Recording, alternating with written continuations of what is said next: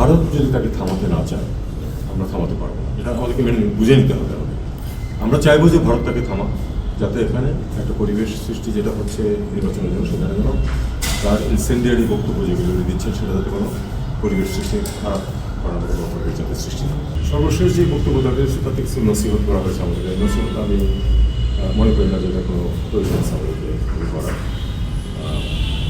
আমরা বাংলাদেশে নির্বাচন কেমন হবে এটা নিয়ে আমরা আমাদের প্রতিবেশীদের উপদেশ চাই। অংশ সেটা সরকারের অংশ না, সরকারের বক্তব্য যদি হতো সেটা হয় আমি বলতাম, আর নয়তো সরকারের যে সর্বোচ্চ অফিস সেখান থেকে বলতে পারে, এটা অনেকটাই অবাধ্য। হ্যাঁ, এই ইস্যু নিয়ে কথাবার্তা হচ্ছে যে আমরা তাদের হাইকমিশনকে ডেকেছি, এটার ব্যাপারে তাদের কিছু আমরা যা কিছু বলেছি এই নিয়ে তারা গ্রহণ করে, তাদের কিছু দ্বিমত আছে বিষয়ে। একইভাবে আমাদের হাইকমিশনারকেও তারা ডেকেছে, এটা খুব অপ্রত্যাশিত, সাধারণত এটা ঘটে, একজনকে ডাকা হয়। এখানে বিষয়টা হচ্ছে যে যে প্রশ্নটা উনি করেছিলেন যে আসলে এটাকে আমরা অন্য একটা ফেজে প্রবেশ করলাম, এটা বলা খুব কঠিন যে আরেকটা ফেজ শুরু হলো কিনা, কারণ আমাদের তো এটা বাস্তবতাকে মেনে নেওয়াই ভালো যে আসলে ওই সরকারের শুরু থেকে আজকে পর্যন্ত টানাপোড়েন তো আছে, টানাপোড়েন ছিল, এটা মেনে নিয়েই আমরা সবসময় বলে আসছি যে আমরা একটা গুড ওয়ার্কিং রিলেশন চাই।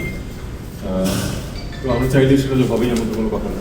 এক্সট্রিম মশার কয়েল প্ল্যান্ট ফাইবার দিয়ে তৈরি, তাই সহজে ভাঙে না, সুগন্ধিযুক্ত ও নিরবিচ্ছিন্নভাবে জ্বলে। ডেঙ্গু, চিকুনগুনিয়া বাহি সহ যে কোনো মশার বিরুদ্ধে দেয় এক্সট্রিম সুরক্ষা। এখন সম্পর্ক দুই পক্ষ থেকেই তো সেটাকে এগোনোর চেষ্টা করতে হবে। আমার মনে হয় আমরা দুই পক্ষ মিলিয়ে হয়তো অতটা এগোতে পারি, যে কারণে টানাপোড়েনটা রয়ে গেছে। ইদানিং কিছু কিছু বিষয়ে আমাদেরও আপত্তি আছে, তাদেরও নিজস্ব অবস্থান আছে। আমরা জানি যে শেখ হাসিনা ভারতে বসে, এর আগে একটা বিষয় ছিল যে তিনি বক্তব্য দিতেন শুধু সোশ্যাল মিডিয়াতে, কিন্তু সাবসিকুয়েন্টলি আমরা দেখলাম যে মেইন স্ট্রিম মিডিয়াতেও তার বক্তব্য এসেছে, এবং সেই বক্তব্যের মধ্যে প্রচুর প্রভোকেশন আছে, এটা আপনারাও দেখেছেন, আমরাও দেখেছি। তো আমরা এটা যিনি এখানে কোর্ট থেকে শাস্তিপ্রাপ্ত হয়েছে, তিনি আমাদের পাশের দেশে বসে এখানে অস্থিরতা সৃষ্টির চেষ্টা করছেন, এটা আমরা আপত্তি করবো বা তাদের সহায়তা চাবো যে তাকে হত্যা হয়, এটা খুব অস্বাভাবিক কিছু না, কিন্তু সেটা তারা সেদিকে জানে।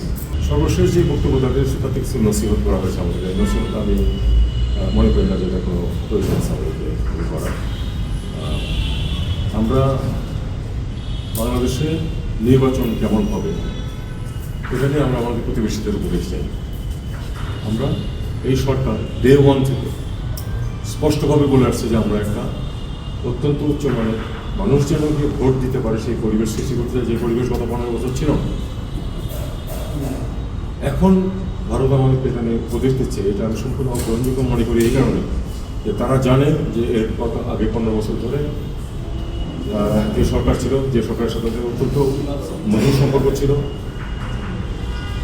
তখন কিন্তু এই যে নির্বাচনগুলি প্রহসনমূলক হয়েছে, তখন তারা একটি শব্দ উচ্চারণ করে। এখন সামনে একটা ভালো নির্বাচনের দিকে আমরা যাচ্ছি, এই মুহূর্তে আমাদের কোনো সেভ করার কোনো প্রয়োজন নেই। আমরা জানি আমরা কী করবো, আমরা একটা ভালো নির্বাচন করবো যেখানে মানুষ ভোট দিতে পারবে, এবং যাদেরকে ভোট দেবে তারাই নির্বাচিত হবে, যেটা এর আগে গত 15 বছর ঘটেনি। তো এই জিনিসটা আমাদের কাছে সম্পূর্ণ অগ্রহণযোগ্য।